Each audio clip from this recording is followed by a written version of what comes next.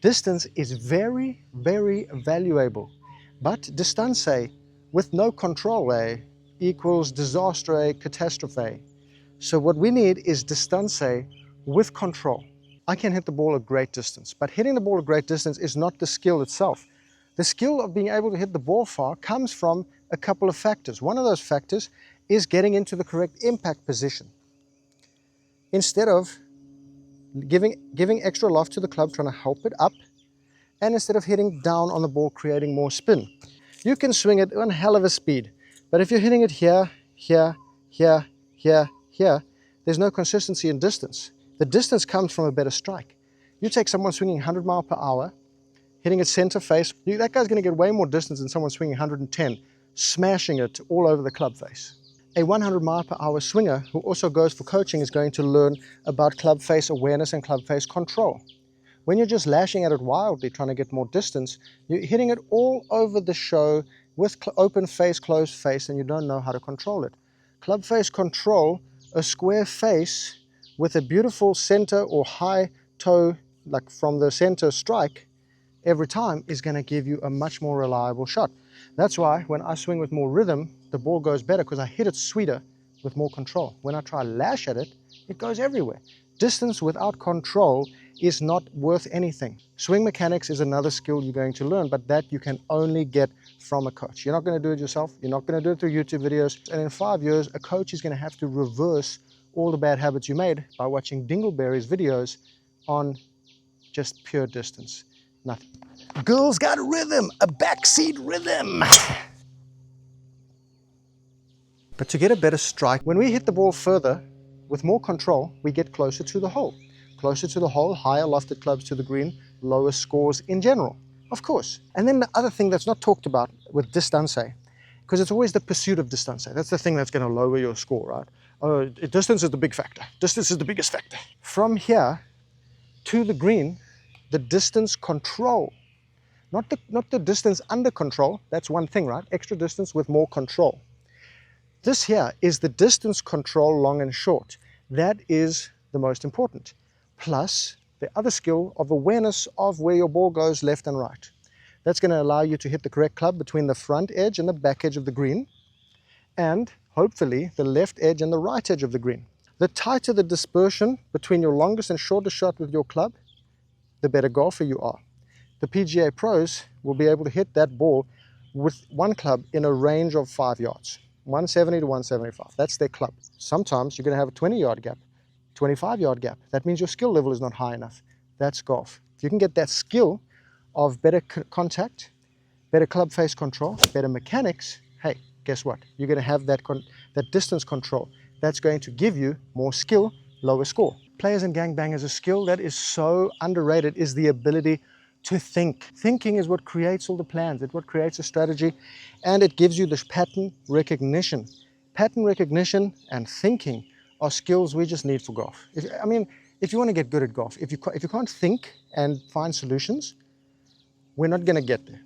Recognize a pattern. So let's say I miss everything left on the day. My pattern after 4 or 5 holes is, man, I'm taking it left. Maybe you know what? Instead of fixing it, I'll see that pattern and just aim a little right. Maybe I'll just do that for the day. Course management is a very big topic, and there's many skills inside course management. The biggest skill of all is interpreting the lie of the ball. Interpreting the lie of the ball decides what shot you can possibly play from there and what shot will not work. And then you pick the shot that works and adapt it so it gets to where you want the ball to go. We're on an upslope. The upslope is going to make the ball turn right to left. The upslope is going to add loft to the club. So it's going to go higher, want to go right to left. Understanding that as the second shot of the day and I'm not quite warm, I'm going to take an extra club 9-iron. The pin is on the front, and I don't like to go for sucker pins with the exact number, always end up short, tough chip. So we're going to aim to the right edge of the bunker behind the pin. That's a big fat part of the green. If it turns over left, we're at the hole. If it doesn't, center green.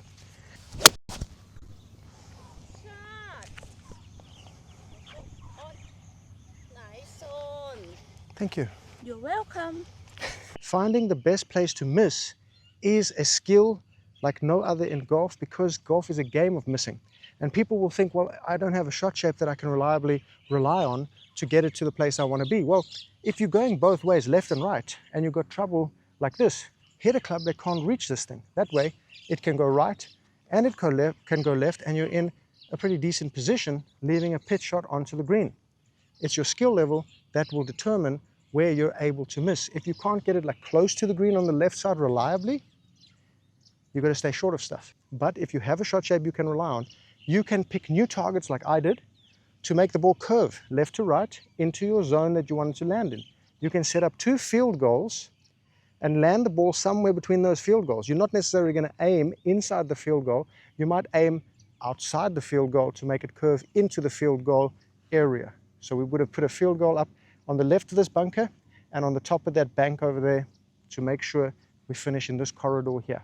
Easy game. You'll find that all these ideas connect to the same thing, which is situational awareness. Every situation is different, every lie is unique, every swing, every requirement is unique. There's no copy-paste in golf. One of those situations we can be aware of is a par 5 like the second hole, water left, OB right. What is a par 5? Automatic driver hole. Well, no. That's if you're not situationally aware. In this situation, I've hit 2 full shots. There's no driving range of the course. I'm kind of warmed up, but it's not 100%. Why take on the risk when I know I can hit my 4-iron up there and at best have a 3-wood approach into the par 5 green in 2, otherwise making it a 3-shot hole? Not a problem.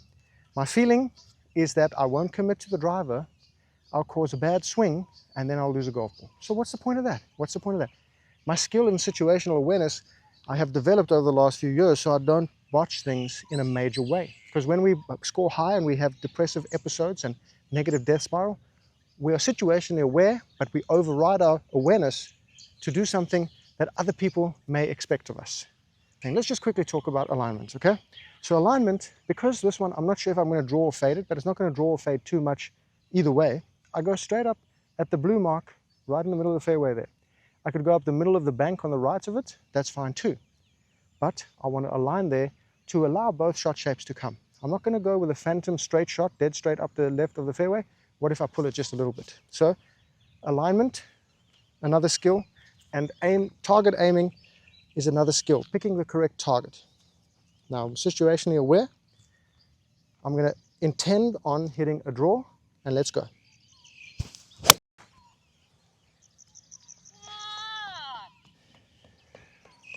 Very good shot. You can tell by the way I use my walk, I'm a man's man, no time to talk. Situational awareness and self-awareness, very, very important. The awareness of your situation and yourself is going to be the key determining factor in picking that shot. Yes, we have the lie, but then we need to know our trajectory. How does the ball come out? How high? After how long? Here I have a shot over these trees. I can hit a 3-wood from 238, but why would I? Because there's a 50-50 chance I could hit this tree right in front of me. Now, why would I want to do that? Then I'm in the water, then I'm in big problems. I need to know how high is this ball going to go, how quickly it's going to get that height, and then can I get it to the green? And in this situation, I can do a 4-iron. Full comfort, full confidentiality, full commitment. If I'm not committed and there's a bit of doubt, that is enough to destroy the shot. It's 100% commitment or 0. My trajectory will get over this tree. And this is a very big skill in golf, very big skill. Not talked about that much, but here we go.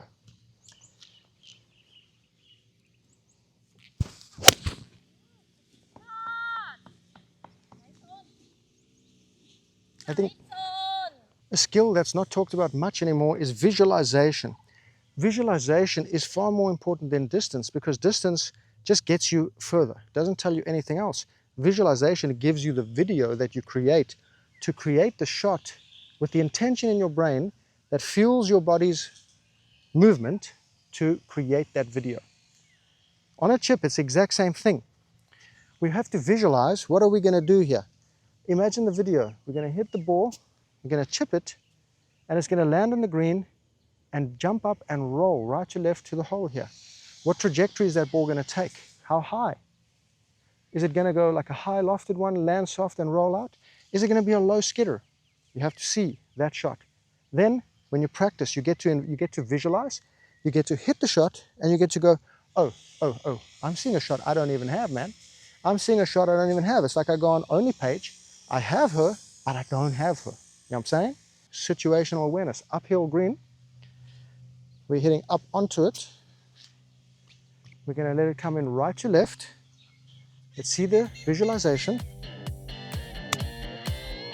Pretty perfect, pretty perfect, pretty perfect. Very nice shot. Just what I envisioned.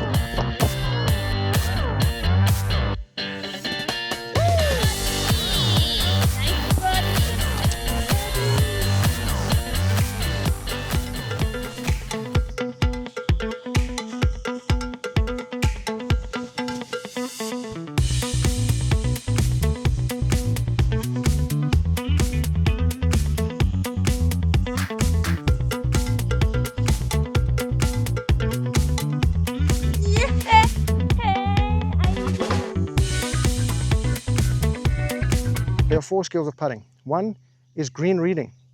Number 2 is aligning your putter 90 degrees to the line you have chosen. So this face to your line, that angle must be 90 degrees. So you're aiming your putter up the line you chose. The next skill is starting the ball on the line, the aiming point that you started.